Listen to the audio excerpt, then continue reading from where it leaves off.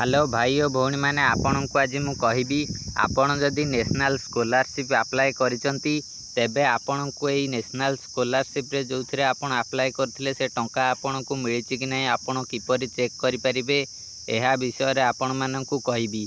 आपण निज मोबाइल रे चेक करि परिबे आपण जो नेशनल स्कॉलरशिप रे अप्लाई करथिले से नेशनल स्कॉलरशिप टंका आपण को मिलिछि कि नाही। देखंतु नेशनल स्कॉलरशिप पोर्टल टी मु ओपन कर रखिछि।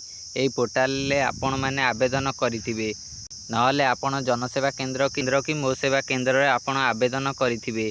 आपण आपणकर टंका आसीछि कि नहीं आपण किपरि चेक करिवे निज मोबाइल रे एबे चलंतु जानिबा। प्रथमे आपण पीएफएमएस रो ऑफिशियल वेबसाइट को आसी जिवे। ए पीएफएमएस रो ऑफिशियल वेबसाइट रो लिंक मु डिस्क्रिप्शन बॉक्स रे दे देबी। एबे मु पीएफएमएस रो ऑफिशियल वेबसाइट को ओपन करि दउची। देखंतु मु पीएफएमएस रो ऑफिशियल वेबसाइट को ओपन कली। एहार लिंक डिस्क्रिप्शन बॉक्स रे अछि नहले आपण पीएफएमएस सर्च कर दियंतु। एई वेबसाइट प्रथम रे आसी जिवो। एई वेबसाइट को आसिला परे आपण ए साइट रे देखिबे 3 डॉट मिलुची।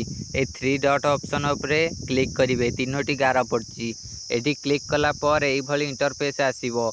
एई वेबसाइट रे जरिया रे आपण देखि परिबे आपणकर पेमेंट आसीची कि नाही। ए देखंतु गोटे ऑप्शन रही पेमेंट स्टेटस। ए पेमेंट स्टेटस ऑप्शन उपरे क्लिक करिवे। पेमेंट स्टेटस ऑप्शन उपरे क्लिक कला परे विभिन्न प्रकार ऑप्शन सब शो करूची।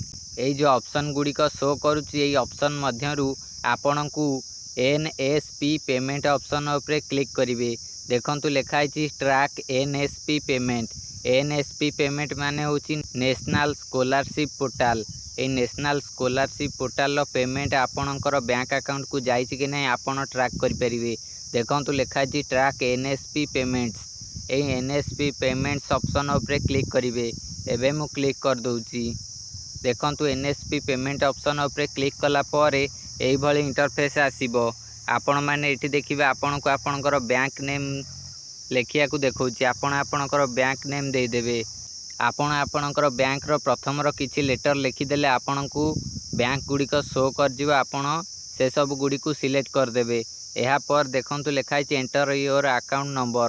एंटर अकाउंट नंबर लेखा है। एंटर अकाउंट नंबर बॉक्स रे आपण आपणकर अकाउंट नंबर फिलअप करिवे। आपणकर जो बैंक पासबुक रही से बैंक पासबुक रे आपणकर अकाउंट नंबर मिल जिवो। से अकाउंट नंबर को ए बॉक्स रे फिलअप करिवे। जदि आपणकर पाखरे अकाउंट नंबर टी नाही तेबे आपण जेतोले अप्लाई करथिले ई नेशनल स्कॉलरशिप को आपण को एक एप्लिकेशन आईडी मिलिथिबो। जेतोले आपण आवेदन कर सारथिबे आपण को एक एप्लिकेशन आईडी प्रोवाइड कर दिया जाइथिबो। आपण से एप्लिकेशन आईडी को एठी मध्य देई परिबे। आपण अकाउंट नंबर दियंतु नले एप्लिकेशन आईडी दियंतु। आपण को पाखे जदि अकाउंट नंबर अछि अकाउंट नंबर देबे। जदि एप्लिकेशन आईडी अछि एप्लिकेशन आईडी देबे। जुआडू हेले गोटे दे देबे। देई साइला पर अकाउंट धर आपण अकाउंट नंबर देले। अकाउंट नंबर देला पर तळे देखंतु एठी वार्ड देइछि वार्ड वेरिफिकेशन। आपण एठी वार्ड वेरिफिकेशन को फिलअप करिवे।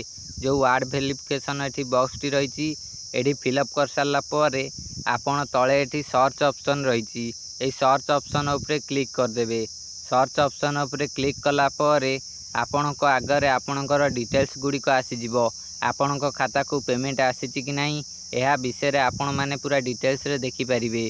जदि आपणकर बैंक अकाउंट को पेमेंट आसीथिबो ए नेशनल स्कॉलरशिप रो पेमेंट तेबे आपण माननकु शो होई जिवो। आपण माने देखि परिवे केते आसीछि को दिन आसीछि केउ डेट रे आसीछि सब किछि डिटेल्स देखै दबो। आपण से सब गुडी का आपण देखि परिवे। जदि आपण नेशनल स्कॉलरशिप रे अप्लाई करिथिले तेबे आपण को मु जो भली माध्यम रे कहिली आपण एई भली माध्यम रे आपण आपणकर स्टेटस टी को देखि परिवे। प्रथमे आपण पीएफएमएस रो ऑफिशियल वेबसाइट को आसी जिवे। आपण को जो भली माध्यम रे कहिली एई प्रोसेस माध्यम रे आपण आपणकर स्टेटस चेक करि परिवे। एई पीएफएमएस रो ऑफिशियल वेबसाइट रो लिंक मु डिस्क्रिप्शन बॉक्स रे दे देइछि। आपण सेठू डायरेक्ट आसी आपण को जो भली माध्यम रे कहिली आपण सेई भली माध्यम रे चेक करंतु आपणकर नेशनल स्कॉलरशिप टंका मिलिछि कि नाही चेक करंतु। एहा सहित ए वीडियो को गोटे लाइक करी चैनल को सब्सक्राइब करंतु एई भली अपडेट सब जानिया पई।